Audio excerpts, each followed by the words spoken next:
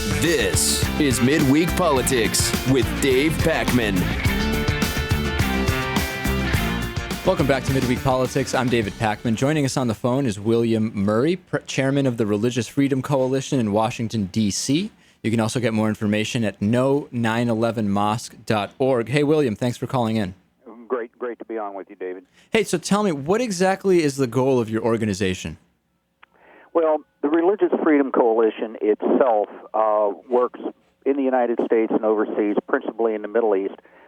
We work on the rights of Christians. We do a tremendous amount of work with the repressed Christians in the Middle East, particularly Iraqi Christian refugees, some with the church burnings and the massacres in Nigeria, and some in Pakistan. So that's our foreign work.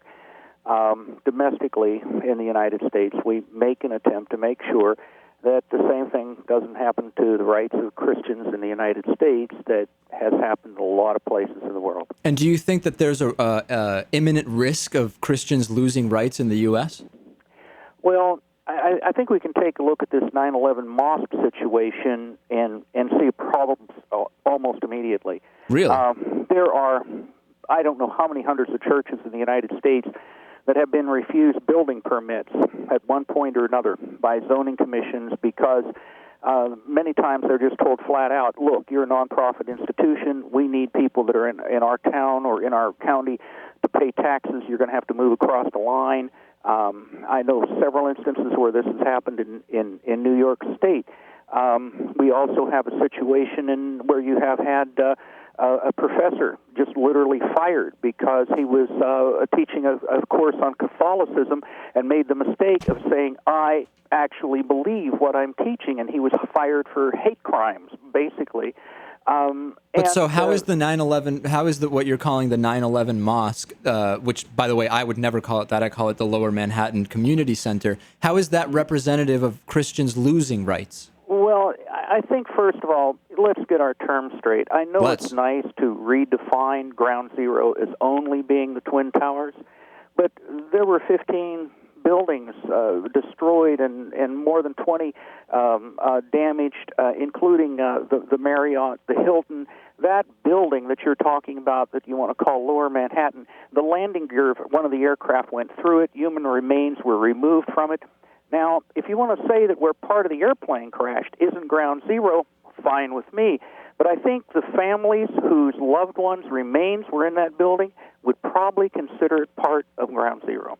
Listen, the real issue to me is not so much whether we call it a Ground Zero mosque or not. I don't happen to think that that's an appropriate name, but be that as it may, there are already mosques closer to where the Twin Towers were than this one, right? No, that's not true. Well, I'm looking at a map right in front of me, and I can see very clearly that it is the case. And we've even had guests who have corroborated that, who work right in that area. I mean, I think, regardless, I don't want to get bogged down in that. What is it about? I know, but it wasn't. We're not talking about a 13-story building where people are going to be discriminated against, where women are going to be able to use the swimming pool at the same time as men, where undoubtedly no Jewish person is going to be hired. There's certainly not going to be any pork sandwiches sold.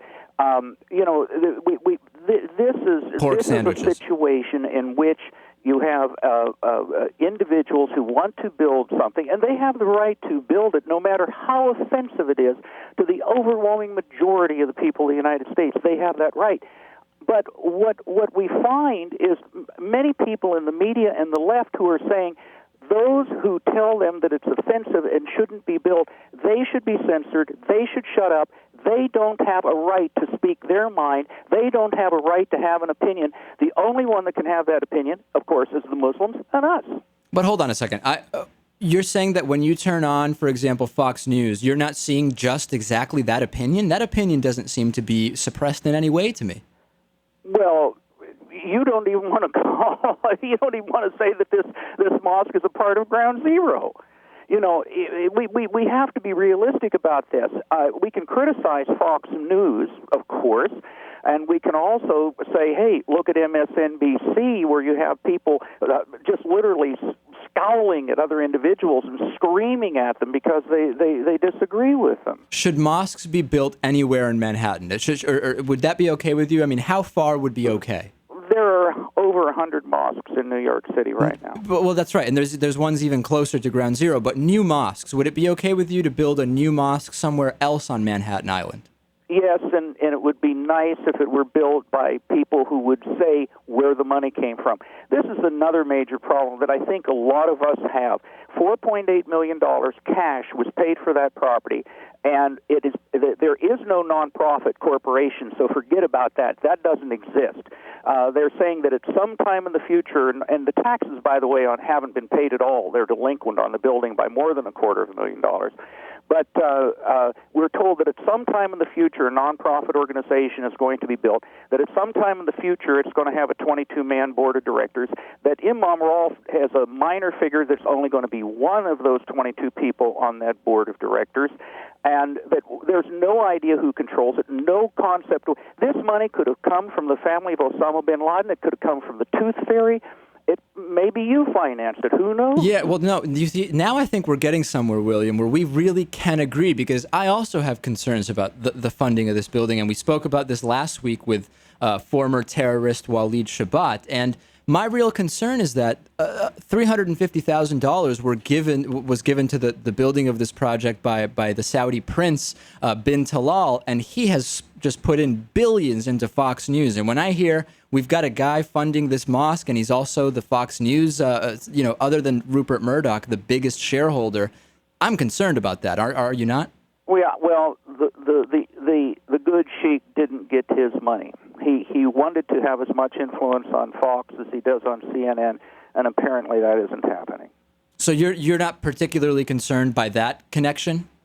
Well, it bothers me when somebody that have a predominantly ideological agenda make a major purchase. Yes, it bothers me. I mean, it would bother me if George Soros bought the Dallas Morning News, or if some far right wing guy just totally owned something, and their total purpose was ideological in nature. Midweek Politics is made possible in part by CSR Wire, the corporate social responsibility newswire at csrwire.com, by DIF Design, specializing in custom business websites at difdesign.com. To find out more about underwriting Midweek Politics, visit midweekpolitics.com.